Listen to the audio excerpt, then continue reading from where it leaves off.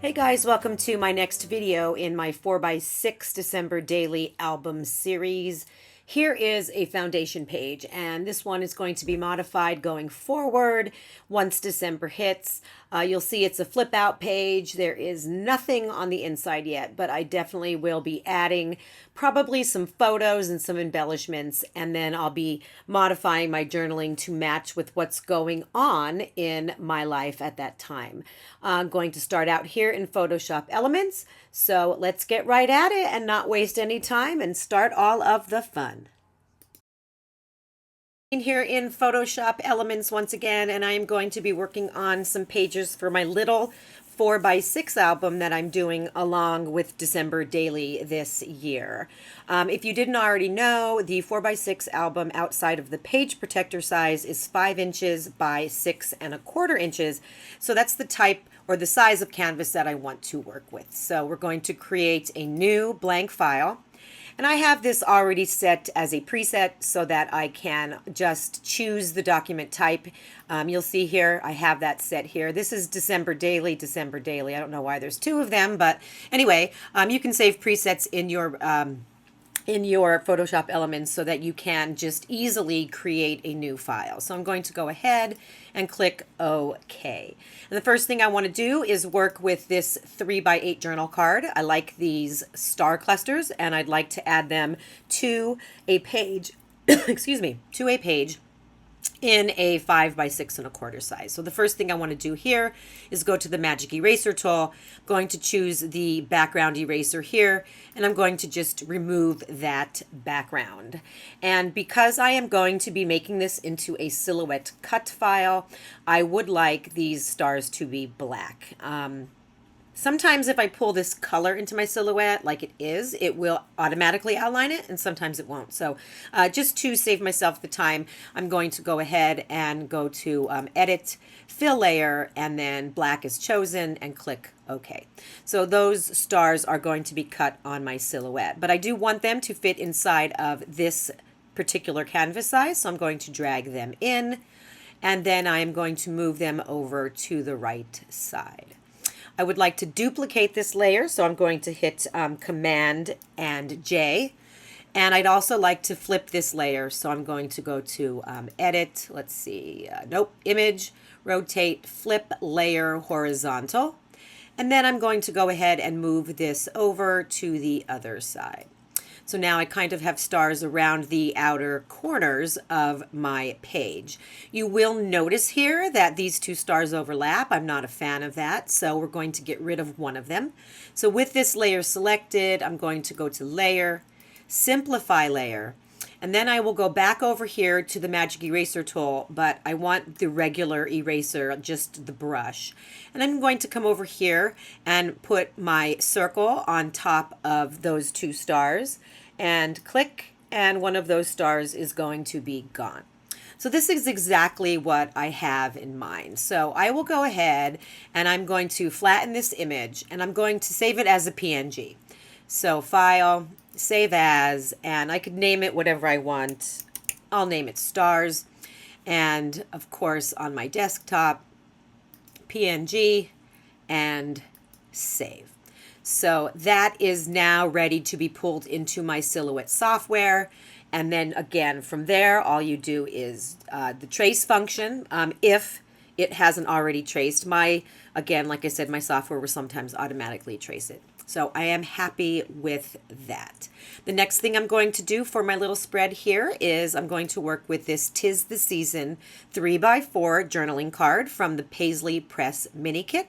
I would like this to also be a full-size 5x6¼ So new file, and again my presets are in, OK, and I'm going to drag that file into my canvas.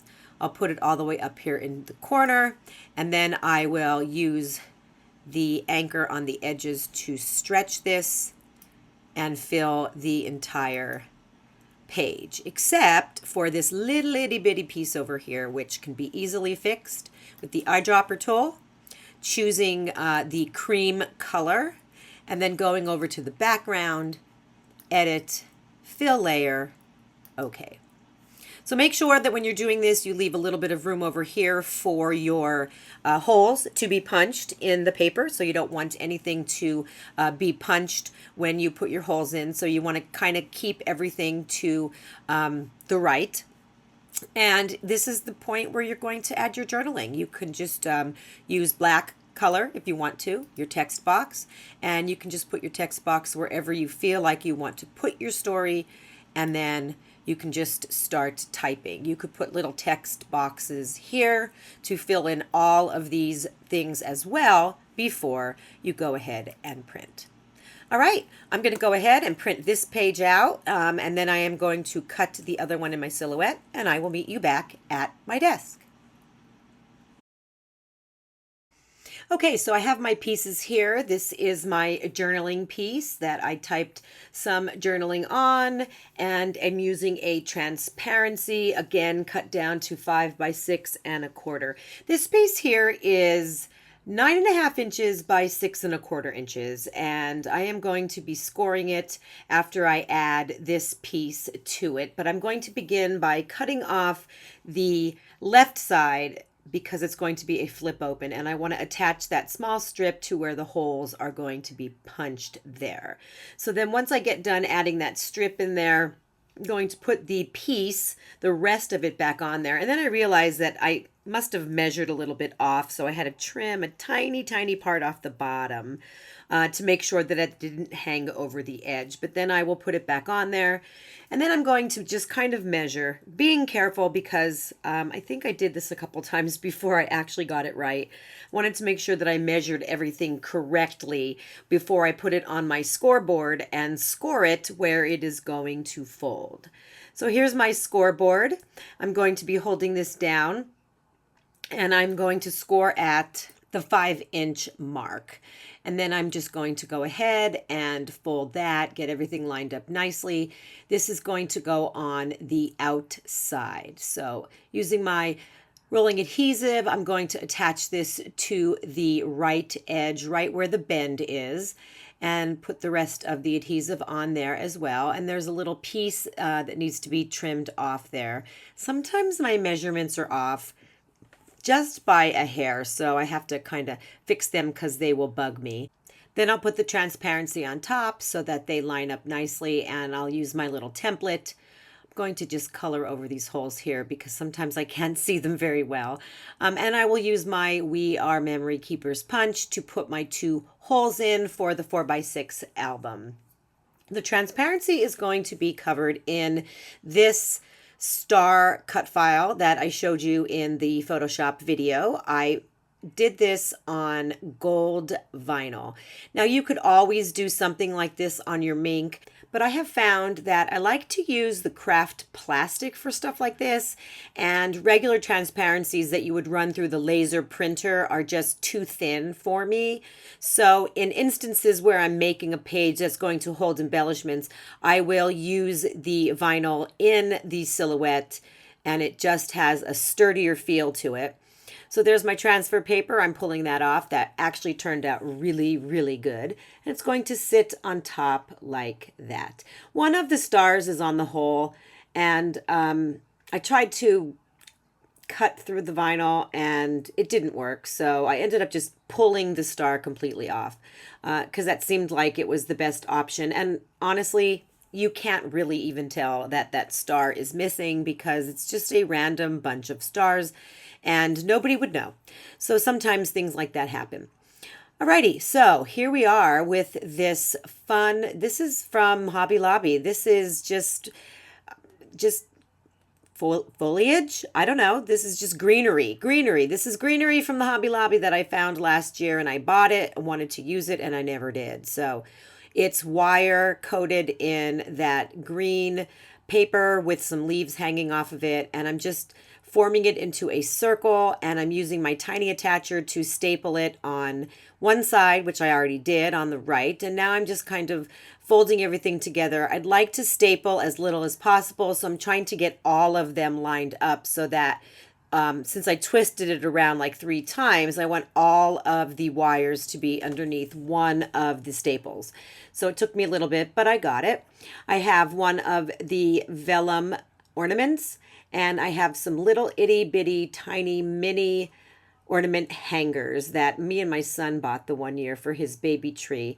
And so they came in handy for me here. I'm just going to attach that. I punched a tiny hole into the vellum piece. I added the little gold ornament hanger, and I'm just kind of hanging it off of that greenery.